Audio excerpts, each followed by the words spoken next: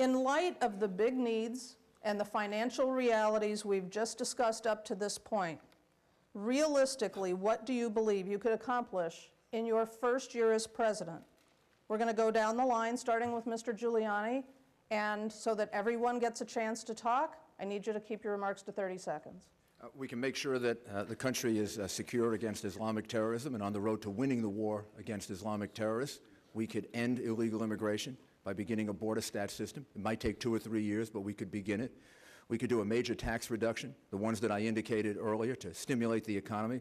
I would immediately begin to reduce the size of the federal government, the way I did when I was mayor of New York. And I would move toward energy independence as a goal similar to putting a man on the moon, the Manhattan Project. You can use a lot of ways to describe the imperative nature of it, but I would make sure that we accomplished energy independence. We would do things that we hadn't done before and that we previously thought were impossible. And you need bold leadership to accomplish that, and I think I can do that. Congressman? First, you've got to strengthen the U.S. military. We have to look at the horizon past Iraq and Afghanistan and see the emergence of North Korea with nuclear capability, Iran proceeding on that path, despite what the NIE says, and also the emergence of communist China as a new superpower stepping into the shoes of the Soviet Union. So strengthening the military and meeting those horizon threats, and also strengthening our border, enforcing the U.S. border. That means building the border fence and making sure that we know who is coming into this country, what they're bringing with them. Lastly, bringing back the industrial base of the United States. It right now is fragmenting and being sent off to China and to other places around the world, which also is a security threat. Bringing back high-paying manufacturing jobs to this country that will serve this next generation well. Thank you. That's a tall order for a year. Congressman Paul, what about you? Well, there's a limit to what you can do in 1 year, and at home it's more difficult. You would have to work with the Congress, but a commander-in-chief could end the war. We could bring our troops home. That would be a major event. It would be very valuable. We could be we could become diplomatically credible once again around the world. Right now, today, we're not. Even our allies resent what we do. We would have no more preemptive war. We would threaten nobody. We would not threaten Iran. Now that it is proven once again, Iraq didn't have the nuclear weapon, had nothing to do with 9/11. The Iranians have no nuclear weapon, according to our CIA. There's no need for us to threaten the Iranians. We could immediately turn the Navy around and bring them home, and I think this would be a major step toward peace. Thank you, Congressman. First 5 minutes after taking office, I would free Ramos and Compiègne, that's for sure. Then the second thing I would do was to make sure that we begin the process of securing those borders and enforcing the law inside the United States against hiring people who are here illegally. Then I would use that bully pulpit that the governor talked about, and it is absolutely accurate in terms of the importance of it for a president of the United States. For this reason, to explain that it is in fact a war.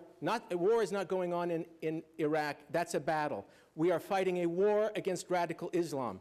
It is a threat to our existence as a nation. It's a threat to Western civilization. It will take someone who's willing to say that and lead Western civilization in this clash. Thank you. Senator Thompson, your first year.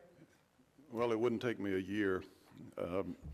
I'd go before the American people and tell them the truth and try to establish my credibility and tell them that we haven't come to terms yet with the nature of the threat that we're facing or what we're going to have to do to defend ourselves over the years.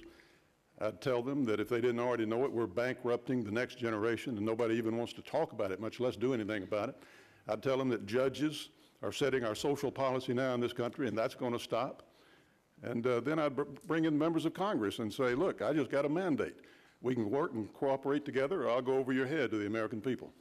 Governor Romney? I want to do more than talk in my first year. There are a lot of things I want to get done. First of all, I want to establish a strategy to help us overwhelm global jihad and keep the world safe. I want to end illegal immigration. We can get that done. I want to end the expansion growth of entitlements, rein them in. I want to end the extraordinary growth in federal spending, and I want to keep our tax burden down and reduce our tax burden on middle-income families. I want to get us on a track to become energy independent. I want to get our schools on a track so they can become competitive globally, and I want to get health insurance for every citizen in America. It's going to take 4 years for that to happen, but I'll get us on track in that. We'll have a stronger military, a stronger economy, and stronger values with stronger families after my first year in office. Governor Huckabee. Well, I like the laundry list that everybody's had, and I would agree that every one of those things is important. Reality is none of that's going to happen until we bring this country back together. I think the first priority of the next president is to be a president of all the United States. We are right now a very polarized country, and that polarized country has led to a paralyzed government. We've got Democrats who fight Republicans, liberals fighting conservatives, the left fights the right. Who's fighting for this country again? And somehow, we've got to quit even fighting among ourselves as conservatives and as Republicans and start putting the better interest of this nation. If that doesn't happen, we'll get none of these things done. We've got to be the united people of a United States, and a president has got to somehow remind us that we are a great, resilient nation that has to stick together to solve all of these problems. Senator McCain? Our first obligation and my qualifications lend to making America safe. We must make America safe. This is a military, diplomatic, intelligence, and cyberspace challenge. And I have the credentials and the knowledge and the background and the judgment to do that. The second most important thing, if we're going to complete that laundry list, is restore trust and confidence in government. There is none today. We have to fix Medicare. We have to stop this wasteful pork barrel spending that has led to corruption in Washington. Of course, we have to fix our borders. We have to sit down together and fix Medicare and Social Security. But I can lead, I can inspire confidence and restore trust and confidence in their government again. That's the key to any success we want to achieve. Ambassador? Well, what I would concentrate on is restoring the sovereignty of the people of this country. I would restore their moral sovereignty. It's just something I think I can do very simply as president by declaring that no action taken by the executive branch would support, aid, or abet anyone who is destroying the constitutional rights of those who are in the womb. I would sign an executive order to that effect day one, and we would reestablish this government's commitment to the constitutional rights of our posterity. These folks talk about our posterity, but you can't really respect them if you're killing them in the womb. It doesn't make any sense. And I would also want to abolish the income tax.